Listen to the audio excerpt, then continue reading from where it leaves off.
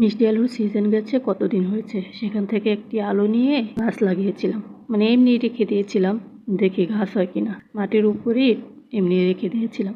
তারপরে মাশাআল্লাহ সেটা থেকে এত সুন্দর গাছ হয়েছে আর এত সুন্দর আলুর শাক হয়েছে, দেখে লোভই লেগে যায়। ভাবিনি কখনো একটা আলু থেকে এতগুলো আলু গাছ হবে, এতগুলো শাক পাবো। মাশাআল্লাহ মাশাআল্লাহ।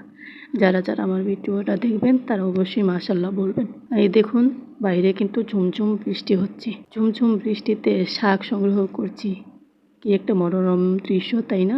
বাইরে যেয়ে তো শাক সংগ্রহ করা পসিবলই না এই ঝুমঝুম বৃষ্টিতে। তো আমার ছোট্ট ব্যালকনিতে গাছটি ছিল বলে আমি শাক তুলতে পেরেছি। বাহিরে আবারও ওই যে দূরে দেখুন কনস্ট্রাকশনের কাজ হচ্ছে। তো এই বৃষ্টিতে ভিজে বাহিরে যে শাক সংগ্রহ করা কি কারো পক্ষে সম্ভব? অবশ্যই সম্ভব ছাতা নিয়ে। কিন্তু আমি না ভিজে না ছাতা নিয়ে কি সুন্দরভাবে আমার নিজের হাতের গাছ থেকে শাক সংগ্রহ করছি। মাশাআল্লাহ কতগুলো শাক হয়েছে। যারা যারা দেখবেন তারা সবাই অবশ্যই মাশাআল্লাহ বলবেন। সবাই ভালো থাকবেন, সুস্থ থাকবেন। আল্লাহ হাফেজ।